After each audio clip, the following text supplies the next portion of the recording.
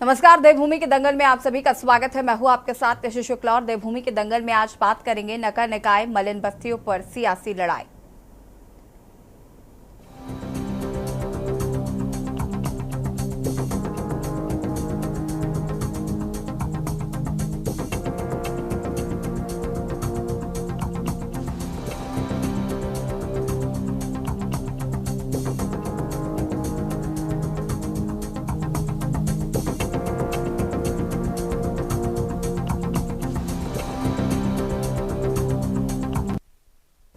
उत्तराखंड में नगर निकाय के चुनाव एक बार फिर टलने जा रहे हैं और राज्य सरकार नगर निकायों में प्रशासकों का कार्यकाल आगे बढ़ाएगी। शहरी विकास मंत्री प्रेमचंद अग्रवाल ने राज्य में होने वाले निकाय चुनाव पर स्थिति साफ कर दी है। मंत्री प्रेमचंद अग्रवाल के बयान से ये स्पष्ट है कि निकाय चुनाव अब सितंबर अक्टूबर के आसपास ही हो पाएंगे, क्योंकि इससे पहले 15 सितंबर तक प्रदेश में मंगलौर और बद्रीनाथ विधानसभा के लिए भी उपचुनाव होने हैं। ऐसे में देखें तो नगर निकाय चुनाव की बारी इसके बाद ही आ पाएगी, जबकि जुलाई या अगस्त में मानसून के कारण चुनाव कराने में दिक्कतें हो सकती हैं। आपको बता दें कि उत्तराखंड में करीब 100 नगर निकायों का 5 वर्ष का कार्यकाल पिछले साल 2 दिसंबर को खत्म होने के बाद इन्हें प्रशासकों के हवाले कर दिया गया था। इन प्रशासकों को का कार्यकाल भी जून में समाप्त हो रहा है। वहीं एक बार फिर सरकार प्रशासकों का कार्यकाल बढ़ाने जा रही है। बता दें कि नैनीताल हाईकोर्ट में राज्य सरकार ने प्रशासकों के 6 महीने के कार्यकाल के पूरा होने से पहले निकाय चुनाव कराने का एफिडेविट दिया था। बावजूद इसके अब सरकार प्रशासकों का कार्यकाल बढ़ाने जा रही है। वहीं निकाय चुनाव से पहले राज्य में मलिन बस्तियों के मुद्दों पर भी सियासत शुरू हो गई है। एनजीटी के आदेश के बाद नगर निगम की ओर से नदी के किनारे 2016 के बाद हुए अवैध अतिक्रमण को हटाने की कार्रवाई चल रही है। निगम ने 27 बस्तियों का सर्वे कर 560 अतिक्रमण चिन्हित किए हैं, जिनके खिलाफ कार्रवाई की जानी है। वहीं निगम की इस कार्रवाई से पहले कांग्रेस ने मलिन बस्तियों के मुद्दे पर सरकार की घेराबंदी तेज कर दी है। आज इसी मुद्दे पर चर्चा करेंगे, उससे पहले रिपोर्ट।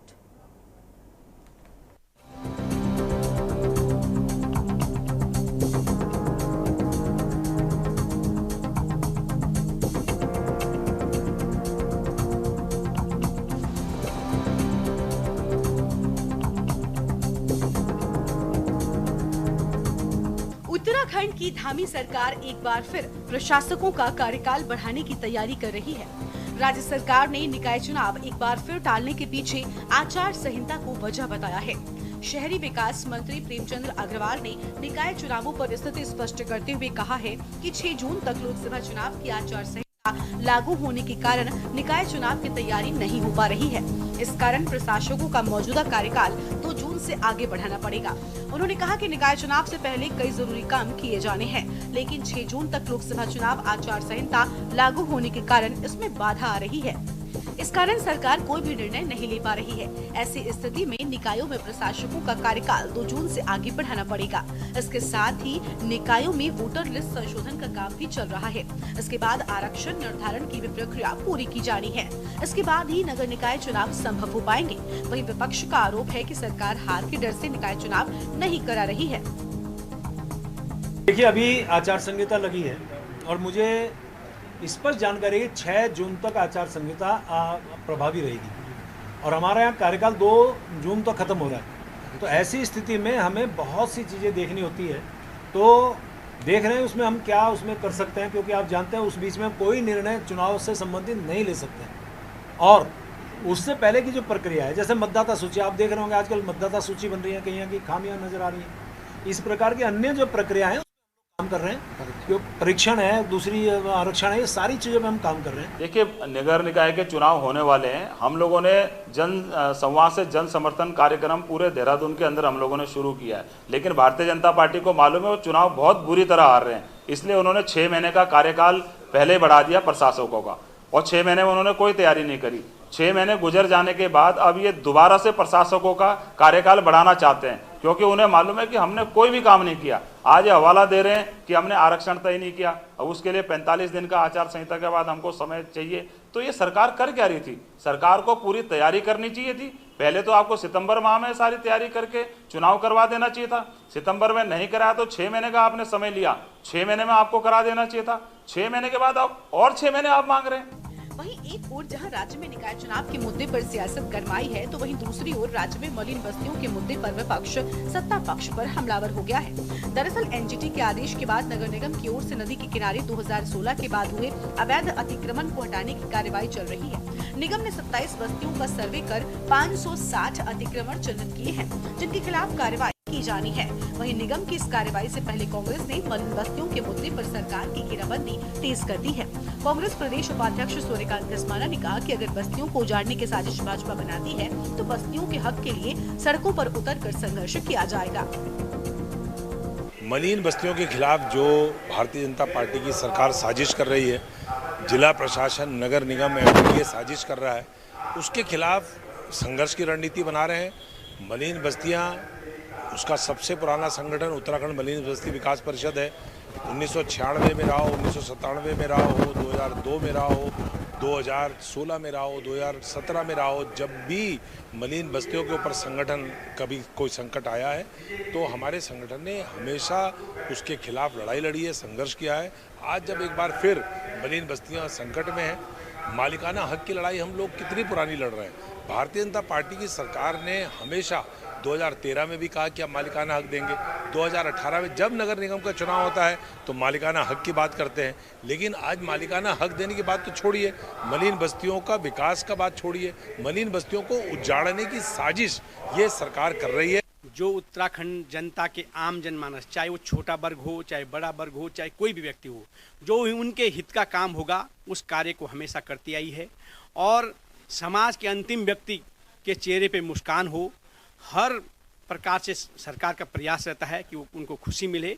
और सरकार का कहीं भी किसी प्रकार का ऐसा प्रयास नहीं है कि किसी को उजाड़ा जाए और न इस तरह का कोई कार्य सरकार के द्वारा किया जा रहा है। लेकिन कांग्रेस सामने निकाय चुनाव होने के कारण इस तरह के अनर्गल बयानबाजी और भ्रामक प्रचार करने का काम वो पहले भी करते आई हैं और इस समय भी वो इस तरह का भ्रामक प्रचार जनता के बीच कर रही है। कुल मिलाकर उत्तराखंड में सरकार एक बार फिर प्रशासकों का कार्यकाल बढ़ाने जा रही है। माना जा रहा है कि सितंबर अक्टूबर में ही निकाय चुनाव हो सकेंगे। विपक्ष का आरोप है कि सरकार हार के डर से निकाय चुनाव नहीं करा रही है, जबकि सरकार आचार संहिता समेत तमाम कार्यों को इसके पीछे की बड़ी वजह बता रही है। वहीं निकाय चुनाव से पहले राज्य में अतिक्रमण के मुद्दे पर भी सियासत गर्मा गई है। सवाल ये है कि आखिर क्यों सरकार ने समय रहते निकाय चुनाव की तैयारी नहीं की? क्या सरकार को हार का डर है? क्या सरकार मलिन बस्तियों को राहत देगी या फिर ध्वस्तीकरण की कार्रवाई करेगी? Uttarakhand desk report. और देवभूमि के दंगल में आज हम बात कर रहे हैं, जहां एको निकाय चुनाव को टालने की बात प्रेमचंद अग्रवाल ने कही, तो वहीं दूसरी तरफ जो मलिन बस्तियों को हटाने की बात कही जा रही है उसका विरोध कांग्रेस के लोग कर रहे हैं। उनका साफ तौर पर कहना है कि मालिकाना हक देने की बात कही गई थी बीजेपी के लोगों द्वारा, हालांकि उनको मालिकाना हक तो नहीं दिया जा रहा, लेकिन जो उनके घर हैं उनको उजाड़ने की कोशिश की जा रही है। आज इसी मुद्दे पर चर्चा करेंगे। मेहमान हमारे साथ जुड़ चुके हैं, उनसे आपका परिचय करा देते हैं। कमलेश रमन जी, प्रदेश प्रवक्ता बीजेपी से हमारे साथ जुड़ चुके हैं। सूरज सिंह नेगी जी, प्रदेश प्रवक्ता कांग्रेस हमारे साथ जुड़ चुके हैं। शांति प्रसाद भट्ट जी, केंद्रीय प्रवक्ता यूकेडी हमारे साथ जुड़ चुके हैं। और अरुण शर्मा जी, वरिष्ठ पत्रकार हमारे साथ जुड़ चुके हैं। आप सभी का बहुत बहुत स्वागत है। सबसे पहले शुरुआत सूरज सिंह नेगी जी से करते हैं। सूरज सिंह नेगी जी, अगर हम बात करें यहाँ पर जिस तरीके से निकाय चुनाव को टालने की बात कही जा रही है, अब सितंबर अक्टूबर के बाद ही चुनाव हो पाएंगे। अभी विपक्ष को समस्या तो इस बात से भी थी कि आप जून तक ले जाएंगे इसको, लेकिन अब तो समस्या ये हो गई कि अब तो सितंबर अक्टूबर के बाद होंगे चुनाव। क्या कुछ कहना है इस पर? देखिए यशी जी, भारतीय जनता पार्टी हमेशा पंचायतों की विरोधी रही है। सत्ता के विकेंद्रीकरण में भारतीय जनता पार्टी का विश्वास नहीं है, वो सत्ता के केंद्रीकरण में लगी हुई है। और ये जो स्थानीय निकाय हैं, हमारी पंचायतें हैं, जब ये संवैधानिक संस्थाएं हैं, 73वां और 74वां संविधान संशोधन जब संवैधानिक दर्जा इन संस्थाओं को देता है, तो उसके बाद संविधान की धज्जियां उड़ाकर आखिर कौन से ऐसे कारण है कि आप जो है समय पर चुनाव नहीं कराते? कार्यकाल पूरा होने से 6 माह पहले से आपकी तैयारी हो जानी चाहिए, और जैसे ही कार्यकाल पूरा होता है तो जो है पूरा कार्यकाल पूरा होने से पहले चुनाव हो जाना चाहिए। परंतु भारतीय जनता पार्टी की जो मानसिकता है, भारतीय जनता पार्टी की चाहे प्रदेश सरकार हो चाहे केंद्र की सरकार को, हमारी ये जो नीचे की सरकारें हैं, जो स्थानीय हमारी सरकारें हैं, इन सरकारों को कमजोर करना चाहती है। यहाँ पर प्रशासकों को बिठा करके जो हमारे जनप्रतिनिधि हैं और जो हमारी जनता है उनके हितों पर अतिक्रमण करना चाहते हैं। इसीलिए जो है ये चुनाव नहीं किए जा रहे हैं और एक डर इनको सता रहा है, क्योंकि इन्होंने पिछले 10 सालों में प्रदेश की जनता को धोखा दिया है, पंचायती राज संस्थाओं को जो है, स्थानीय निकायों को कमजोर करने का काम किया है। अब इस डर के मारे जो है आगे आगे बढ़ाते जा रहे हैं। पहले कहा कि जून तक करा देंगे, मई में करा देंगे, जून में करा देंगे, अब कहते हैं कि जो है सितंबर अक्टूबर में कराएंगे। तो ये कुल मिलाकर के दुर्भाग्यपूर्ण है। हम कहते हैं कि जो हमारी स्थानीय निकाय है, हमारी जो नीचे की सरकारें हैं, जो जनता से सीधी जुड़ी हुई होती है, उनका आप समय पर आपको जो है पंचायती राज जो हमारा एक्ट है उसके अनुसार जो है, स्थानीय निकाय का जो हमारा एक्ट है उसके अनुसार जो है आपको समय से चुनाव कराना चाहिए। और जब ये संवैधानिक संस्थाएं हैं, कांग्रेस की सरकारों ने इनको जो है संवैधानिक संस्थाओं का दायित्व दर्जा दिया, तो कौन से ऐसे कारण है कि आप संविधान की धज्जियां उड़ा रहे हैं और इनका जो है कार्यकाल 6 महीने दर 6 महीने आप जो है बढ़ाए जा रहे हैं। तो ये कुल मिलाकर के बहुत ही जो है शर्मनाक है और दुर्भाग्यपूर्ण है। ठीक है, वापस आएंगे आपके पास। शांति प्रसाद भट्ट जी, निकाय चुनाव में देरी सबसे ज्यादा समस्या यूकेडी को पहले भी थी और मुझे लगता है अब तो और ज्यादा हो गई होगी, बढ़ गई होगी समस्या। निकाय चुनाव में और देरी कर रहे हैं लोग। देखिए यशी जी, अगर भारतीय जनता पार्टी लोकतंत्र पर विश्वास रखती तो आज निकाय को 5 महीने हो चुके होते कार्यभार करते हुए। दुर्भाग्य देखिए, 2 दिसंबर से पहले निकाय के चुनाव होने चाहिए थे। किन कारणों से इन्होंने ये चुनाव नहीं होने दिए, जग जाहिर है, क्योंकि भाजपा को यह डर था कि यदि हम चुनाव हार गए तो इसका प्रभाव लोकसभा चुनाव में पड़ेगा। यशी जी, लोकतंत्र में तय समय पे चुनाव ना होना तब होता है जब कोई आपातकाल स्थिति हो, देश में गृह युद्ध हो, देश युद्ध में झोंका हुआ हो, तब जाकर कहीं चुनाव टाले जा सकते हैं। मगर जब सामान्य चीजें हों तो उस समय पर एक दिन भी यदि पंचायतों को रोका जाता है तो ये लोकतंत्र की हत्या है और ये भारतीय जनता पार्टी ने किया है, इसे कोई नकार नहीं सकता। दूसरी बात, जब हाई कोर्ट ने इन्हें 2 जून से पहले निकाय चुनाव करने के लिए निर्देश दिया तो इन्होंने देखिए कोर्ट को भी कुछ नहीं समझा। अब इनके जो मंत्री हैं शहरी विकास, वो जो सितंबर अक्टूबर की बात कर रहे हैं, लगभग 1 साल बाद निकाय चुनाव की बात कर रहे हैं और बहाना बना रहे हैं कि लोकसभा चुनाव है, आचार संहिता लगी है। मैं पूछना चाहता हूं, अगर आचार संहिता का इतना ही डर है तो फिर ये निकाय चुनाव में बुलडोजर काहे को चला रहे हो झोपड़ियों में? क्यों तुम मलिन बस्तियां उजाड़ रहे हो और किसके इशारों पर ये बसाई गई? कौन दोषी है? किन अधिकारियों पर कार्रवाई करोगे जिन्होंने मलिन बस्तियां बसाई हैं? इस पर कुछ नहीं है। कहने का मतलब है ये भारतीय जनता पार्टी है, इसका एक ही काम है, जनता के बीच में दिग्भ्रमित करो और अपनी सत्ता को कैसे बचाए रखना है उसके लिए कानून को हाथ में लेना हो ये ले लेते हैं, लोकतंत्र की हत्या करनी हो ये कर देते हैं। और मैं आपके माध्यम से भाजपा की प्रवक्ता से यह पूछना चाहता हूं कि ये बताएं 2 दिसंबर से पहले कौन सा देश में आपातकाल था, कौन सा युद्ध हो रहा था जिस कारण आपको जो है निकाय चुनाव टालना पड़ा? और ये उस भारतीय जनता पार्टी के शासनकाल में हुआ है जो अपने आप को सुसंगत पार्टी बोलती है, ईमानदार पार्टी बोलती है। शांति प्रसाद भट्ट जी, लेकिन इसके जवाब तो पहले ही आ चुके हैं कि तैयारियां पूरी नहीं थी इसलिए चुनाव टाले गए, उसके बाद सर्कमस्टांसेस नहीं बन रहे हैं। आप बता दीजिए ना, आपके पास विकल्प है कोई कि चुनाव जल्दी कैसे कराया जाए? विपक्षी सुझाव दे दे फिर। मैं यशी जी कह रहा हूँ, ये त्याग पत्र दें पार्टी को, बार बार भागे सत्ता से। जब 2 दिसंबर को तय समय था चुनाव का, क्यों नहीं हुआ? बताइए, देश में क्या युद्ध लग रखा था?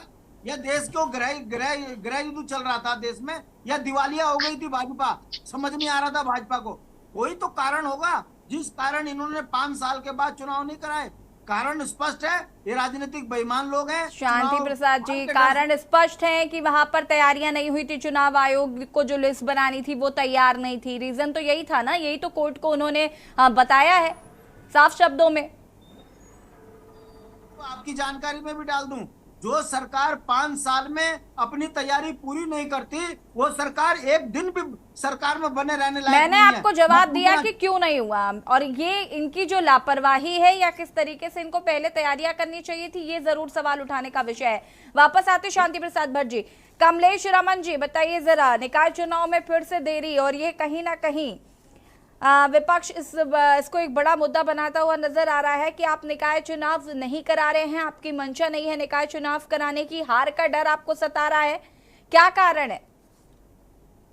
देखिए, कोई हार का डर नहीं है यशी जी, लेकिन हमारा विपक्ष बहुत ही जोर शोर से हाँ हुल्ला मचा रहा है। मुझे लगता है कि खाली बर्तन ज्यादा आवाज करता है, तो जिनके बर्तन में कुछ नहीं है वो ही इतनी आवाज कर रहे हैं, जिनका कुछ नहीं है इस समय उत्तराखंड के अंदर, वो इतनी तेज आवाज कर रहे हैं चुनाव को लेकर के। और इसमें जो बाध्यताएं हैं जो दिखाई गई, जो बताई गई, जो सरकार के द्वारा चुनाव आयोग को कहा गया कि चुनाव करने के लिए, उसमें स्पष्ट हुआ कि जो हमारा आरक्षण की जो स्थिति चल रही थी, जो ओबीसी का सर्वे चल रहा था, उसके कारण, क्योंकि ये चुनाव किसने करवाना है, ये चुनाव करवाना है चुनाव आयोग ने। ये चुनाव इन्होंने तो नहीं कराना, जो यहाँ बैठे हैं, मैंने तो नहीं कराना, आपने तो नहीं कराना, चुनाव आयोग ने कराना है। और चुनाव आयोग को सरकार ने लिख के दिया कि चुनाव वो जब चाहे करा सकते हैं, संगठन पूरी तरीके से तैयार है। तो ये चुनाव आयोग से सवाल करे ना जाकर के, यूकेडी के जो हमारे भाई बैठे हैं, ये उनसे पूछे चुनाव क्यों नहीं करवा रहे, लेकिन हर चीज का ठीकरा सरकार पे फोड़ने का काम करते हैं। अरे भाई, कुछ बाध्यताएं हैं, और इस वक्त जो लोकसभा का चुनाव हमारा चल रहा है, जिसमें आचार संहिता लगी है, और मुझे लगता है नेगी जी हंस रहे, शायद अपने ऊपर ही हंस रहे, अपने क्रियाकलापों पर ही हंसी आ रही है। ठीक है कमलेश जी, आपको यहाँ पर रोकना चाहेंगे, आगे इस पर हम चर्चा करेंगे। और मुख्यमंत्री पुष्कर सिंह धामी क्या कुछ कह रहे, सहूलत है भी हो जाए, लेकिन अब अत्यधिक संख्या हो गई है। आज पेयजल की, बिजली की, सब समीक्षा, सड़क की, परिवहन की, कानून व्यवस्था की समीक्षा के साथ साथ ये भी निर्णय लिया गया है कि 31 मई तक ऑफलाइन रजिस्ट्रेशन बिल्कुल बंद रहेगा, और जिनके रजिस्ट्रेशन हैं वही यात्रा कर पाएंगे, क्योंकि धामों की भी एक बेयरिंग कैपेसिटी है। उस बेयरिंग कैपेसिटी से ज़्यादा होने पर स्थिति वहाँ पर भी बिगड़ जाती है। इसलिए हमारी पहली प्राथमिकता आने वाले यात्रियों की सुरक्षा भी है।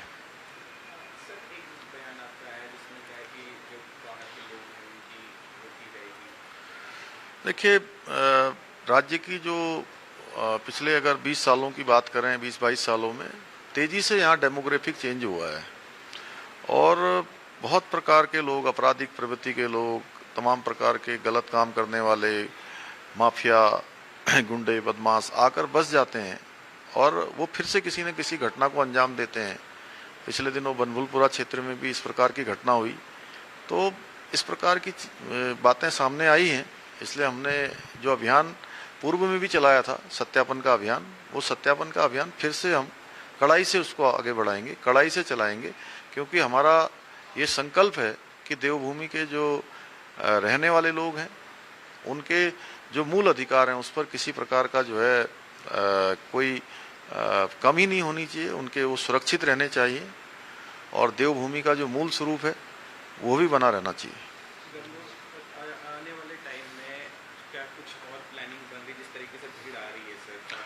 नहीं, पूरी यात्रा हमारी व्यवस्थित हो, क्योंकि आने वाले समय में 4 धाम ऑल वेदर रोडें पूरी बन रही हैं, बन जाएंगी। दिल्ली से एलिवेटेड रोड का काम भी पूरा हो जाएगा, और 4 धामों में हर साल जिस प्रकार से यात्री बढ़ रहे हैं, श्रद्धालु तीर्थयात्री आ रहे हैं, वो निश्चित रूप से आने वाले समय के लिए हमें उसका नियोजन करना होगा। हम उसी के अनुरूप अपनी व्यवस्थाएं बनाने के लिए अन्य व्यवस्थाओं पर भी बात कर रहे हैं। हाँ, हमने कहा है कि यात्रा का प्राधिकरण या जो साल भर काम करे और यात्रा को सुव्यवस्थित तरीके से चलाने के लिए अन्य जो व्यवस्थाएं हैं वो वहाँ पर करने के लिए। धन्यवाद। और यहाँ पर मुख्यमंत्री पुष्कर सिंह धामी को आप सुन रहे थे, जिन्होंने चारधाम यात्रा को लेकर बताया कि किस तरीके से तैयारियां हैं, साथ ही साथ लोगों की संख्या ज्यादा हो गई है, श्रद्धालु ज्यादा संख्या में पहुंच रहे हैं, उसको लेकर भी किस तरीके से सरकार काम कर रही है उसकी यहाँ पर उन्होंने व्याख्या की है। और बढ़ेंगे देवभूमि की दंगल की तरफ और बात कर रहे हैं हम। निकाय चुनाव एक बार फिर से टल गए हैं और मलिन बस्तियों को लेकर जिस तरीके से विपक्ष सत्ता पक्ष पर हमलावर हो रहा है, उस पर भी हम बातचीत करेंगे। कमलेश जी अपनी बात को पूरा करिएगा, उसके बाद अरुण शर्मा जी आपके पास आते। कुछ बाधाएं, टेक्निकल इस तरह के इशू होते हैं जिसको चुनाव आयोग दूर करने का काम करता है और चुनाव आयोग की पूर्ण जिम्मेदारी बनती है कि वो चुनाव समय से कराए या उसकी अगर कोई दिक्कत, कोई परेशानी अगर आती है, जिस तरीके से कोर्ट का अभी जिक्र हो रहा था कि कोर्ट ने ये सब चीजें कही है, तो सरकार तो पूरी तरीके से चुनाव के लिए तैयार है और सरकार ने कह भी दिया है। लेकिन कुछ बाधाएं हैं इस तरीके की, जैसे अभी चुनाव की आचार संहिता भी लगी और जब आचार संहिता हटेगी तो तमाम जो आरक्षण हमारे होने हैं, जो नए नगर निगम बने हैं, उनके आरक्षण भी देखने होंगे कि वो आरक्षण कहाँ पर महिला होती है, कहाँ पे ओबीसी होती है, कहाँ पर जनरल रहती है। तमाम के ऐसे इशू हैं जिनको दूर करना जरूरी है। और इस वक्त जब चुनाव के लिए हम लोग मैदान में उतरेंगे तो इन सारी चीजों को ध्यान में रखते हुए उतरेंगे। तमाम वो ऐसे मुद्दे हैं जो नगर निगम को लेकर के जनमानस के बीच में जाना होता है, लेकिन मुझे लगता है कि विपक्ष के पास शायद कोई ऐसे मुद्दे नहीं रह गए, लेकिन एक चुनाव को लेकर के इतना हा हुल्ला मचाने का काम विपक्ष कर रहा है। दूसरी बात, मलिन बस्तियों को जो तोड़ने का एक षड्यंत्र रच के जो गुमराह करने की जनता को बात कर रहे हैं, मुझे लगता है कि गलत फहमी का शिकार इस वक्त विपक्ष हो रहा है। कोई मलिन बस्तियां नहीं, मुझे जरा कमलेश जी ये बताइए जरा, ये गलती किसकी है अगर चुनाव समय पर नहीं हुए? चुनाव आयोग जिस तरीके से आपने सारा ठीकरा चुनाव आयोग के सर पर फोड़ दिया, आपको नहीं पता था 5 साल बाद चुनाव होते हैं, करवाने पड़ते हैं, सरकार का भी उसमें योगदान होता है? नहीं, बिल्कुल होता है और सरकार की जिम्मेदारी बनती है और सरकार तो तैयार है बिल्कुल, लेकिन एक संवैधानिक प्रक्रिया को बाधित किया जा रहा है लगातार। और मुझे लगता है कि बहुत जल्दी चुनाव होंगे और जो विपक्ष कह रहा है उनका मुंह भी बंद होगा इस बात के लिए, वो चुनाव मैदान में जाएंगे और बहुत ठीक है। चुनाव पर बात करते हैं, उसके बाद हम मलिन बस्तियों पर आते हैं। अरुण शर्मा जी रुकिएगा, कमलेश जी। अरुण शर्मा जी, फिर से निकाय चुनाव को टाल दिया गया है, ये सितंबर अक्टूबर में अब उसके बाद हो पाएंगे, मतलब ये जिस तरीके का स्टेटमेंट है। और अगर हम बात करें तो विपक्ष लगातार इसको लेकर हमलावर है। लापरवाही पहले हुई, इसमें कोई दो राय नहीं है, लेकिन अब जिस तरीके से हाईकोर्ट का जो फैसला था या जो आदेश था उसकी भी अवहेलना है ये। यशी जी, निश्चित तौर पर 2 दिसंबर से पहले चुनाव हो जाने चाहिए थे, लेकिन चलिए कुछ अड़चने हैं कि वो रिजर्वेशन की पूरी लिस्ट नहीं तैयार हो पाई या वोटर लिस्ट नहीं तैयार हो पाई, और उसको देखते हुए 6 महीने का कार्यकाल बढ़ा दिया। सबको पता था कि इस बीच में लोकसभा का चुनाव होना है। एक चीज तो ये साफ निकल के आती है कि ये लोकसभा चुनाव को देखते हुए ही नगर निगमों को प्रशासकों के हवाले किया, ताकि वो अगर नगर निगम में या नगर निकायों के चुनाव में कहीं कोई कमी बेसी हो सके तो उसका असर लोकसभा चुनाव पर ना पड़े, ये साफ नजर आता है। दूसरी चीज, 2 जून से पहले चुनाव होने थे जैसा एफिडेविट सरकार ने हाई कोर्ट में दिया था, लेकिन वो नहीं हुआ। और कल जो शहरी विकास मंत्री हैं प्रेमचंद अग्रवाल, उन्होंने कह दिया कि हम तो अक्टूबर नवंबर में कराने के जाएंगे क्योंकि उससे पहले विधानसभा चुनाव भी है।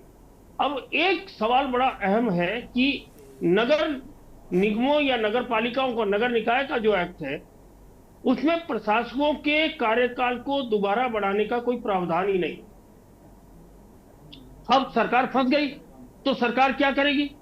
मुख्यमंत्री को एक विशेषाधिकार होता है कि विचलन के माध्यम से वो एक प्रस्ताव गवर्नर को भेजेंगे और गवर्नर अगर उसे पास कर देते हैं तो वो लागू हो जाएगा।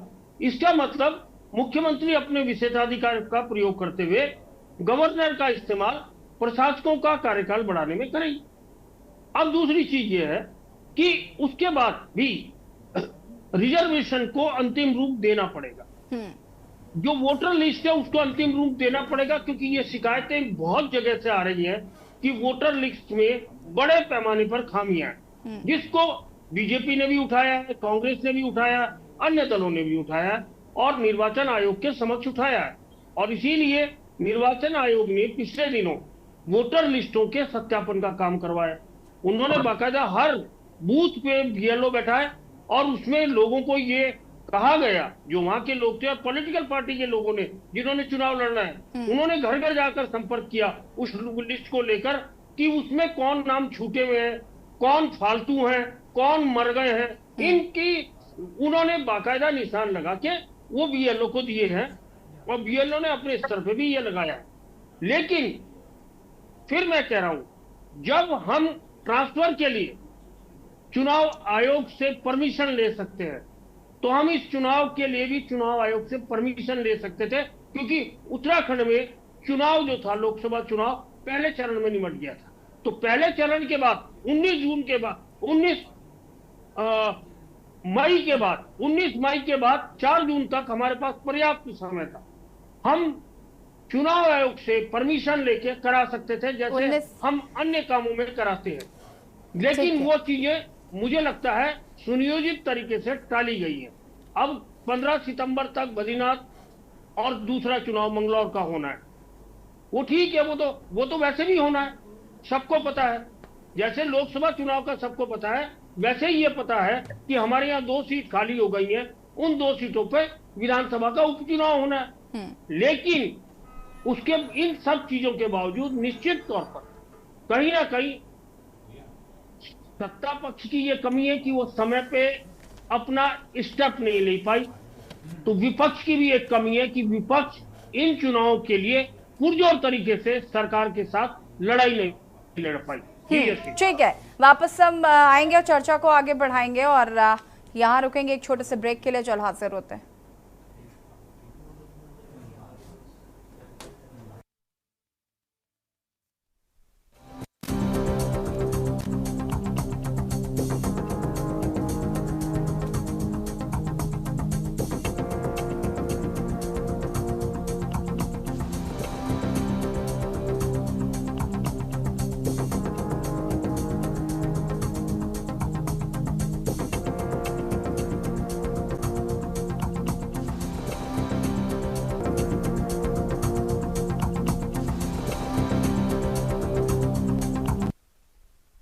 ब्रेक के बाद एक बार फिर से आप सभी का स्वागत है। और जो है एक और हम बात कर रहे हैं नगर निकाय को लेकर, जो है एक और सियासी घमासान मचा हुआ है, तो वहीं मलिन बस्तियों को लेकर भी कहीं ना कहीं विपक्ष जो है वो सत्ता पक्ष को आड़े हाथों लेता हुआ नजर आ रहा है।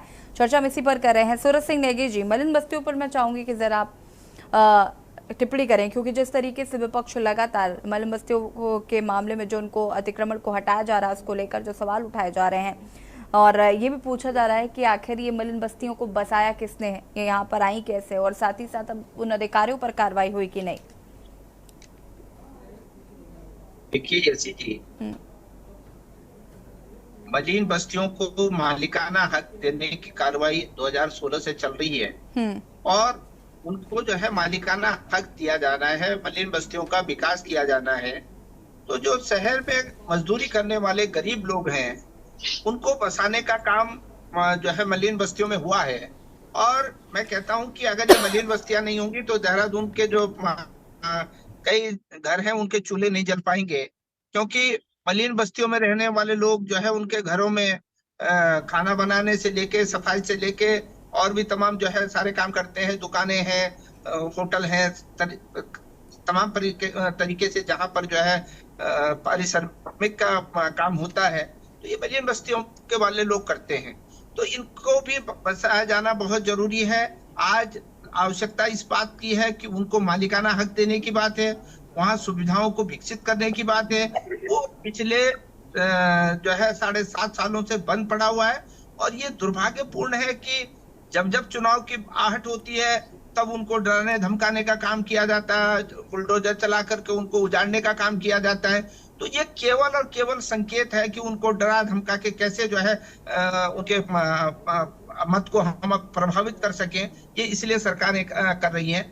और अभी जो पिछली बात हो रही थी उस पे बारे में भी मैं थोड़ा सी बताना चाहूंगा कि जब 2 दिसंबर को चुनाव ड्यू थे स्थानीय निकायों के, उससे पहले बता रही थी हमारी बहन कमलेश रमन भी बता रही थी कि जी चुनाव आयोग ने कुछ नहीं किया, सारी गलती चुनाव आयोग की है। अरे भाई, क्या सरकार की कोई गलती है? सरकार की भी कोई जिम्मेदारी है कि नहीं है? अगर सरकार चुनाव आयोग का गठन कौन करता है? ये निश्चित तौर पर आज तो दरअसल ये है कि चुनाव आयोग भी इनकी कठपुतली बने हुए हैं। जैसे सरकारें चाहेंगी वैसे चुनाव आयोग करेगा, चाहे वो केंद्रीय चुनाव आयोग हो, चाहे हमारे यहाँ का प्रदेश का चुनाव आयोग, तो स्थानीय निकायों के जो चुनाव आयोग है वो हो। ये सब जो है आज सरकार की कठपुतली बनी हुई है और सरकार के कहने पर ये जो है ये इस प्रकार से जो है साजिश की जाती है। आखिर कौन से कारण की समय से पहले 2 दिसंबर से पहले जो है ओबीसी का सर्वे नहीं हुआ, आपके सीटों का जो है आरक्षण तय नहीं हो पाता, ये किसकी कमी है? ये तो ये इसके लिए सरकार अपना बचाव नहीं कर सकती, सरकार पल्ला नहीं जा। अनम्यूट कीजिएगा। आरक्षण हो, ये तय समय पर हो। और एक सबसे बड़ी बात यह है कि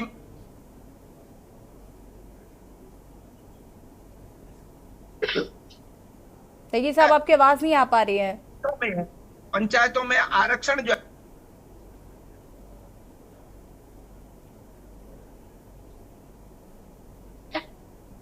ठीक है, वापस आएंगे आपके पास। शांति प्रसाद भट्ट जी। देखिए यशी जी, मैं एक चीज तो बड़ी स्पष्ट होकर निकल कर आ गई बाहर कि भारतीय जनता पार्टी जब जब फंसती है तब तब दूसरों पर आरोप लगाती है, और अब तो इन्होंने चुनाव आयोग को ही घेर लिया कि उनकी वजह से जो है निकाय चुनाव आगे हुए। हम यही तो कह रहे हैं कि अभी देखिए, जब हाई कोर्ट ने जून में करने को कहा 6 माह के अंदर चुनाव कराएं, तो अब ये लगे बरसात की बात करने। भाई बरसात तो समय पे आएगी, और उसके बाद फिर अभी हेमकुंड यात्रा को भी कहेंगे कि यात्री आ रहे हैं इसलिए हमें बहुत दिक्कत हो रही है, चुनाव अब दिसंबर के बाद देखेंगे। ये झूठी पार्टी है, इनका कोई राजनीतिक विजन नहीं है। केवल और केवल निकाय चुनाव इन्होंने इसलिए टाला है क्योंकि लोकसभा चुनाव में इनको हार का डर था। अगर ये निकाय चुनाव हार जाते तो लोकसभा में इनका सुपड़ा साफ हो जाता। ये वो सच्चाई है जिस कारण इन्होंने चुनाव को टाला है, वरना 5 साल में डबल इंजन की सरकार, अल्पमत की भी सरकार नहीं थी, पूर्ण बहुमत था। हर जगह ये सरकार प्रशासनिक इकाई में मजबूत थी, उसके बावजूद यदि ये चुनाव नहीं करा पा रहे हैं तो ये इनकी लापरवाही नहीं है तो क्या है, इनके द्वारा षड्यंत्र नहीं है तो क्या है। और जब लोकतंत्र में स्पष्ट है कि चुनाव केवल उस समय पर टाले जा सकते हैं, या तो गृह युद्ध हो, या फिर हमारा किसी देश के साथ युद्ध चल रहा हो, या कोई बहुत आपातकालिक संकट देश में आ गया जिस कारण चुनाव को 6 महीने के लिए मात्र टालने की बात है। यहाँ तो साल भर हो गया, और ऐसे में बड़ी बेशर्माई से इनके जो मंत्री हैं शहरी विकास, अगर ये कह देते हैं कि हाई कोर्ट ने जो आदेश किया नहीं अब हम तो सितंबर अक्टूबर में करेंगे, तो क्या कर सकते हो आप इनका? इसमें आप इनके ऊपर क्या कहोगे? राजनीतिक, इनकी राजनीतिक ईमानदारी तो दिख रही है कि ये सितंबर में भी चुनाव करा ले तो क्या करा ले। अब निकाय चुनाव आ रहे हैं, अब बताइए मलिन बस्तियों को तोड़ने की बात कर रहे हैं। यशी जी, इनसे पूछिए वो अध्यादेश क्यों लाए थे जब पिछली बार हाईकोर्ट ने जब डंडा चलाया था कि मलिन बस्तियों को तोड़िए, बरसात में कभी भी कोई बड़ी दुर्घटना हो सकती है, नदी के किनारे खाली कराओ। तब ये मलिन बस्तियों के लिए अध्यादेश लेके आ गए कि नहीं मलिन बस्ती अगर हमारे रहते हुए कोई नहीं तोड़ सकता। अब फिर चुनाव आ गया, फिर मलिन बस्ती के आगे बुलडोजर लगा दिया। तो ये इनका राजनीतिक स्टंट है, ना तो मलिन बस्ती टूटेगी, ना समय पे चुनाव होंगे। हाँ, 4 जून को जब इनका बिस्तर गुल केंद्र में हो जाएगा, उसके बाद देखना फटाफट चुनाव कैसे होते हैं, क्योंकि उसके बाद इनको रोकने की इनकी ताकत ही नहीं है। केंद्र से डंडा चल जाएगा, हाईकोर्ट से डंडा चल जाएगा।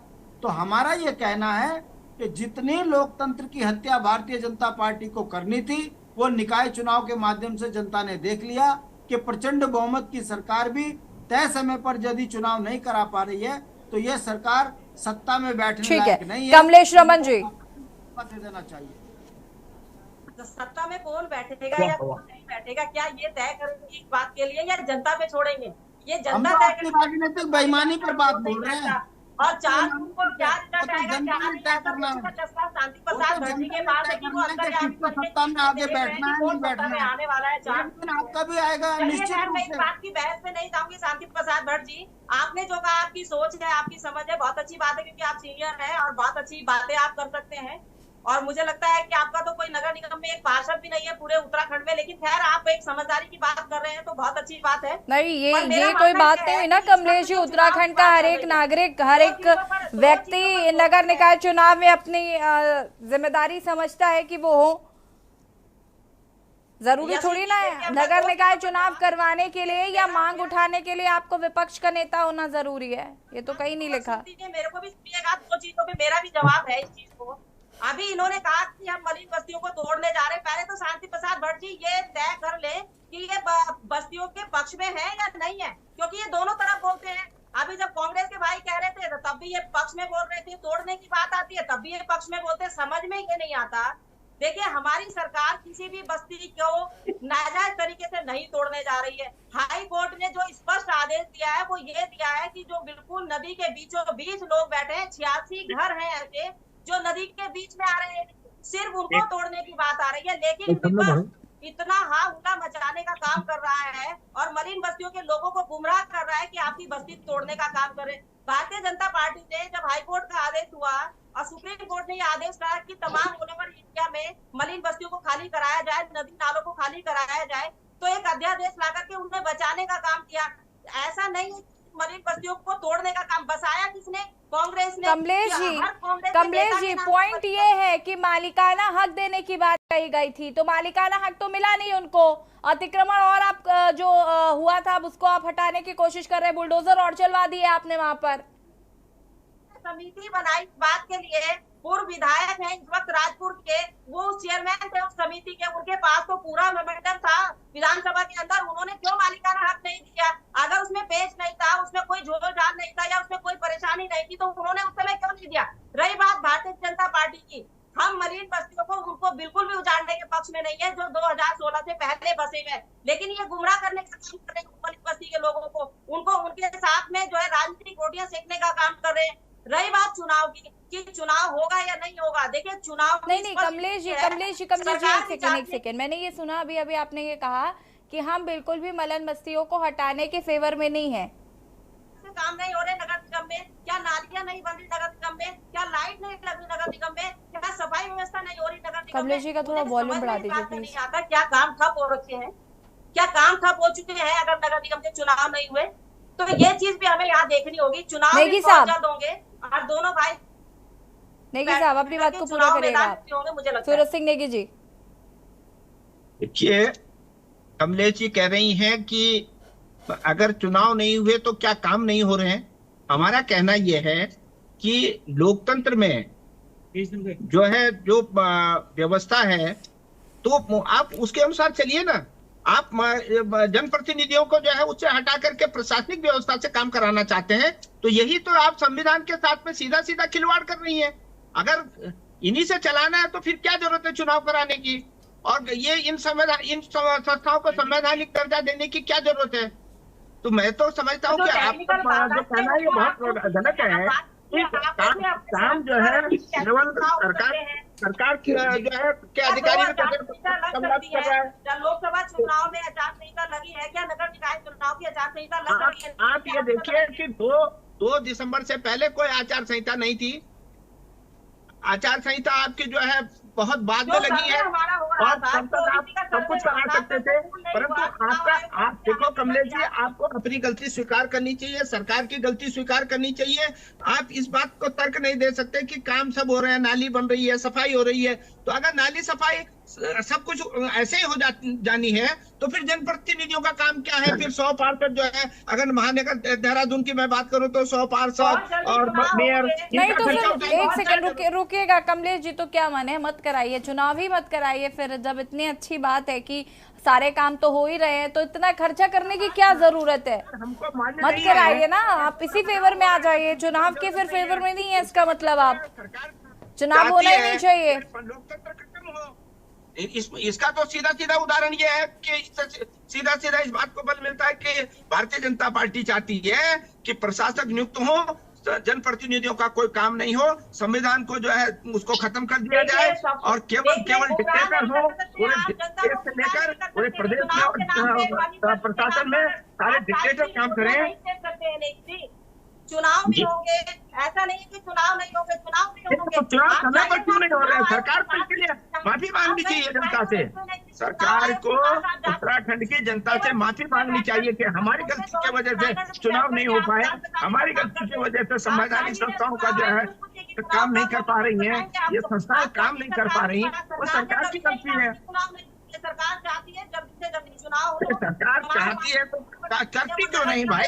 इसने हाथ पकड़े हुए हैं सरकार के। अगर चाहती है तो करती है, करके दिखाती है तो सब लोगों को पता चलता है। बिल्कुल करेगी। जो हमारी टेक्निकल बाधाएं हैं वो तो दूर कर लीजिए। देखिए थी पहले आप जो हमारा ओबीसी का सर्वे हो रहा है उसको पूरा करने के लिए टेक्निकल जो बाधाएं आया जो है ये अरे सरकार ने रुक दी है। जाइए, सूरज सिंह नेगी जी और कमलेश जी एक एक करके बोलिए प्लीज, एक एक करके।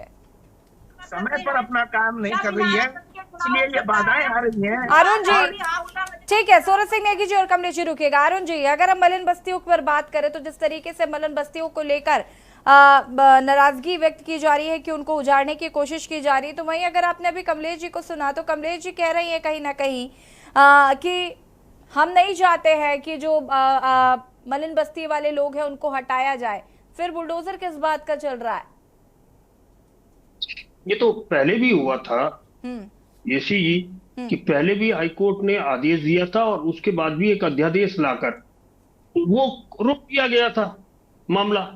और अब हाईकोर्ट ने ये बोला है कि 2016 के बाद, तो उसी सरकार उसी को रिपीट कर रही है कि 2016 के बाद जो लोग अवैध रूप से बसे हैं उन्हें हटाया जाएगा। ऐसे इन्होंने 560 घर चिन्हित भी करे हैं। अब देखना तो यह है कि इच्छा शक्ति क्या है, क्या नदियों का स्वरूप, पुराना स्वरूप दोबारा से आएगा या उनके ऊपर लगातार इस तरह की अवैध बस्तियां बसती जाएंगी, जिससे केवल सूरज भाई तो ये कह रहे थे कि देहरादून के कई घर ठप हो जाएंगे। मैं तो ये कह रहा हूं जितनी अनैतिक गतिविधियां हैं वो भी खत्म हो जाएंगी, क्योंकि यही नहीं पता कि इन बस्तियों में कहां से कौन आके रह रहा है, कोई सत्यापन नहीं है। और मैं बिल्कुल उस चीज का, मुख्यमंत्री की बात का समर्थन करता हूं कि सत्यापन अभियान पूरे जोश से चलाया जाना चाहिए। बिल्कुल यही नहीं पता लगता कितने लोग कहां से कब कब आ रहे हैं। अगर रोज सुबह देखें तो रेल से जो भी ट्रेनें बाहर से आती है उनसे पिट्ठू उठाए हुए लोग बस्तियों में घुसते हुए नजर आते हैं, तो उनका कौन खैर को है भाई, ये तो बताइए। चोरी है, शराब की अवैध बिक्री है, जुए हैं, और भी पता नहीं क्या क्या चीजें हैं। आप केवल ये कह के, क्योंकि आपका वो वोट बैंक है, इससे बचाना चाहते हैं। नहीं अरुण जी, लेकिन ये भी तो समझना होगा, अगर 2016 के बाद की बात करें तो सत्ता में बीजेपी ही थी, तो जाहिर है कि अगर ये लोग यहाँ पर आकर बसे हैं तो ये कैसे बसे, किसने इनको बसाया, इसकी तो कोई जिम्मेदारी लेगा। देखिए येसी जी, 17 तक कांग्रेस थी, हमारा कहना ये है, हाँ 17 तक। जैसे हमारे अरुण शर्मा जी कह रहे हैं, पत्रकार साहब, कि सत्यापन होना चाहिए। अरे भाई, सत्यापन के लिए कौन मना करता है? सत्यापन होना चाहिए। जो गलत गतिविधियों में सम्मिलित है, वो चाहे नशे के कारोबार में हो, चाहे शराब के को परोसने के कारोबार में हो, शराब की जो है तस्करी के मामले में हो, इस पर किसकी जिम्मेदारी है? कौन रोकेगा इनको? क्या हमारा प्रशासन सो रहा है? और मैं तो कहता हूं कि भ्रष्ट सरकारों में, भ्रष्ट जनप्रतिनिधियों में केवल उन्हीं की सह पर जो है ये सारे काम होते हैं। और मैं कहता हूं कि जितने भी ये नशे का कारोबार है, शराब की तस्करी है, बगैर पुलिस के हो नहीं सकती। इसमें जो है पुलिस का पूरा संरक्षण इन लोगों को होता है। तो अपने प्रशासन को चुस्त दुरुस्त करने की आवश्यकता है। सरकार जो है ठीक ढंग से काम करे। कोई अवांछित व्यक्ति, कोई गलत गतिविधि चलाने वाला व्यक्ति कैसे हमारे क्षेत्र। नेगी जी, आपकी आवाज नहीं आ पा रही है। यस, एक बात बोलना चाहूंगा, बहुत छोटी बात। अवैध बस्तियां बस गई, अवैध निर्माण हो गए। सवाल इस चीज का है कि उसका राशन कार्ड किसने बनाया, उसका बिजली का कनेक्शन किसने करवाया, उसका पानी का कनेक्शन किसने कराया, उसका आधार कार्ड किसने बनाया, उसका वोटर कार्ड किसने बनाया, इस पे क्यों नहीं बात करता है कोई? कोई पॉलिटिकल पार्टी का नेता इस पे बात करने को राजी नहीं होता, क्योंकि ये सब उनका करावा होता है। तमाम डॉक्यूमेंट उनके पास है, उनके बैंक खाते भी खुल गए, उनके जनधन खाते भी खुल गए, उनको और तो उज्ज्वला के गैस सिलेंडर मिल रहे। इस पे कोई बात नहीं करेगा। बात करते हैं केवल इस चीज की कि घरों की रोजमर्रा की जिंदगी ठप हो जाएगी। ये कौन सी बात है? ये समझ नहीं। अरुण जी देखिए, अवैध अतिक्रमण अवैध ही होता है, उसको हम जायज नहीं ठहरा सकते, भले ही वहां पर कई लोग रहते हो, लेकिन जिम्मेदारी उनकी भी बनती है। आपने बिल्कुल सही बात कही कि आधार कार्ड बन रहा है। इससे पहले भी अभी एक मामला उत्तराखंड में आया था जहां पर उन्होंने सुप्रीम कोर्ट का दरवाजा खटखटाया था और उनको राहत मिली थी। अगर हम बात करें तो सबसे पहले तो ये जब अवैध अतिक्रमण शुरू होता है उस वक्त ही जानकारी होनी चाहिए या उसके खिलाफ एक्शन लेना चाहिए। जब बस्तियां बन जाती है, लोग न जाने कितने सालों से यहाँ पर रहना शुरू कर देते हैं, फिर एक आंख खुलती है और फिर ये होता है कि अब इन्हें हटाना पड़ेगा।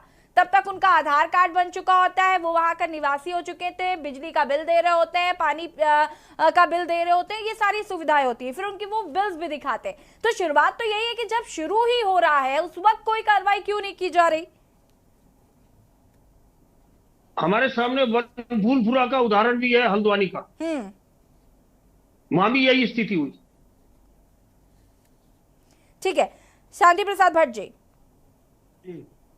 देखिए, डिबेट में जो बात निकल कर आई है, यदि वाकई मलिन बस्तियां जो रिस्पना के नजदीक बसी है, बिंदाल में बसी है और वो बिल्कुल नदी के बीच में है, वो उनका हटना जरूरी है। वो इसलिए भी जरूरी है कि कल ऊपर अगर फ्लड आ गया, बादल फट गए तो कोई नहीं बचेगा, फिर उसके मुआवजा भी देना पड़ेगा, तो हटना जरूरी है। साथ ही जिन्होंने उन बस्तियों को बसाया उन अधिकारियों पर भी कार्रवाई होनी चाहिए। और जिस तरीके से पत्रकार महोदय ने कहा है, तो ये बात तो कड़वा सच है कि जब आप उनका राशन कार्ड बना रहे हो, बिजली का कनेक्शन दे रहे हो, उनको सड़क बना के दे रहे हो, तो फिर वो अवैध कहाँ रह गए? उनके तो सारे डॉक्यूमेंट्स आपने तैयार कर दिए। 2-4 नेताओं पे मुकदमे लगे, ये जेल जाए तो पता चले ना फिर कौन बसाएगा मलिन बस्ती। यही इनको बसाते हैं, यही फिर इनके जो है ऊपर राजनीति करते हैं। दुर्भाग्य यह है कि जिन मूल अवधारणा के लिए राज्य बना था उसमें तो काम ही नहीं हो पा रहा। यहाँ का मूल आदमी तो किसी काम का बेचारा रहा ही नहीं है, उसके तो हर तरफ से उसका शोषण हो रहा है। शांति प्रसाद भट्ट जी, लेकिन मैं चाहती हूँ कि जरा आप ये क्लियर करिए कि जब मलिन बस्ती हटाई जा रही है, एक तरफ आप ये भी कह रहे हैं कि मलिन बस्तियों को हटाया जाना चाहिए, दूसरी तरफ इस पर भी विपक्ष कहीं ना कहीं आमादा है कि आप अवैध अतिक्रमण क्यों हटा रहे हैं, लोगों को क्यों बेघर कर रहे हैं। यसी जी, आप अगर मेरी पुरानी भी बाइट उठा के देखेंगे तो मैं एक ही बात कह रहा हूं कि जिन्होंने इन्हें बसाया है सबसे पहले उन्हें बर्खास्त किया जाए और जो इनके खैर गवाह हैं उन पे कार्रवाई की जाए। मलिन बस्तियों पे कल अगर बादल फट गया, ऊपर पूरा रिस्पना में बह गए, ये कम से कम 10-15 हजार आदमी एक साथ खत्म हो जाएंगे। केदारनाथ आपके सामने उदाहरण है। मगर क्या करें, सरकारी संपत्तियों में राजनीति के लिए बैठाने वाले लोग अब इनको जो है मौत के मुआने में डाल रहे हैं। अरे भाई, गरीब तो मजबूरी में बेचारा बसेगा, उसको तो जहां बैठाओगे बैठ जाएगा, मगर बैठाने वाले जो लोग हैं ये दोषी हैं। सरकारी अमला जो तनख्वाह लेता है उस पर कार्रवाई होनी चाहिए। अब जो आदमी बस गया है, जिस आदमी के तुमने सारे डॉक्यूमेंट तैयार कर दिए हैं, आज तुम उसके घर के बाहर बुलडोजर लेके जाओगे तो सोचिए कितना बड़ा अन्याय उसके साथ हो रहा है। हमारा ये कहना है कि यदि मलिन बस्तियों को गलत तरीके से जिन्होंने बसाया है, पहली कार्रवाई उन पे होनी चाहिए। और जो नेता इनको बचाने की बात कर रहे हैं, पहले उन पे तो मुकदमे दर्ज हो कि सरकारी कमलेश रमन जी कराने वाले कौन है ये। मगर दुख तो इसी बात का है कि करे कौन। कमलेश रमन जी, यही काम है, इन्होंने अपनी बात को पूरा करिए प्लीज। नौकरियां बेची है, संसाधन बेचे, परिणाम शांति प्रसाद भट्ट जी ने जो अभी कहा, मुझे लगता है कि बहुत ही तथ्य सही कहा कि पहले अगर उन लोगों पर मुकदमे हो जाए जो लोग इन्हें बसाने का काम करते हैं या इस समय बचाने की बात करें। मैं आपको एक थोड़ा छोटा सा उदाहरण देना चाहती हूँ कि अभी कल की परसों मेरी एक डिबेट थी हमारे पूर्व विधायक राजकुमार जी के साथ में, जिनका ये कहना था मलिन बस्ती को लेकर के कि ये इसलिए बसे हैं आगे नदी में जाकर के कि इनका परिवार बड़ा हो गया है और जब बेटे की शादी हो जाती तो अपनी पत्नी को लेकर अलग रहता है, इसलिए वो आगे जाके बढ़ के उसने नदी में मकान बना लिया, तो उसको तोड़ना गलत होगा। तो क्या ये तथ्य सही है उनका? क्या ये कहना सही है उनका? अभी इनके उपाध्यक्ष जी सूरज सिंह नेगी जो बोल रहे थे, उनसे अलग इतर हटके उनके उपाध्यक्ष जी ने मलिन बस्ती विकास परिषद की एक बैठक करी और ये कहा कि अगर एक भी बस्ती में से अगर एक भी मकान पे खरोंच भी आए तो मैं अपनी लाशें बिछा दूंगा और मैं ये सब कर दूंगा। तो मुझे समझ में ये नहीं आता कि एक तरफ तो आप कहती हो कि जो लोग घटना को अंजाम देकर के मलिन बस्ती में छुप जाते हैं, वहां से लोगों को निकाल के लाओ, उनके ऊपर मुकदमे दर्ज करो, जो तस्करी करते हैं उनको जेल में डालने का काम करो। दूसरी तरफ जब उनका सत्यापन करने की बात होती है तो संगठन विपक्ष में खड़ा होकर के ये कहता है, विपक्ष ये कह रहा है कि अगर इनके ऊपर आंच नहीं आई तो हम जो है आंदोलन कर देंगे, हम यहाँ पर जो है राजधानी में जो है कूच कर देंगे, मुख्यमंत्री का घेराव कर देंगे। तमाम वो सारी चीजें आप उठा के देख लीजिए, पूरा मलिन बस्ती को अगर खाका आप उठा के देखेंगे, चलिए ठीक है, मंशा कतई भी ये नहीं है कि वो एक भी उस नागरिक को हटाए देखिए जो यहाँ कमलेश जी, 2016 से पहले बसा है, जिसके पास कार्रवाई होती है नहीं ये तो देखना होगा। साथ ही साथ निकाय चुनाव कब होते हैं इस पर भी कहीं ना कहीं जनता की नजर है। उत्तराखंड की जनता चाहती है कि जल्द से जल्द निकाय चुनाव हो। आप सभी का बहुत बहुत शुक्रिया चर्चा में शामिल होने के लिए। और देवभूमि के दंगल में बात कर रहे थे, जहां एक और नगर निकाय चुनाव एक बार फिर से उत्तराखंड में टल चुके हैं। और जैसा कि प्रेमचंद अग्रवाल ने कहा कि सितंबर अक्टूबर के बाद ही अब निकाय चुनाव होंगे। इसको लेकर कहीं ना कहीं विपक्ष सत्ता पक्ष को निशाने पर ले रहा है। और साथ ही साथ मलिन बस्तियों का मुद्दा, जिस तरीके से अवैध अतिक्रमण पर बुलडोजर चलाया जा रहा है, उसको लेकर भी विपक्ष कहीं ना कहीं सत्ता पक्ष को आड़े हाथों लेता नजर आ रहा है। देवभूमि के दंगल में फिलहाल इतना ही। देखते रहिए के न्यूज़। नमस्कार।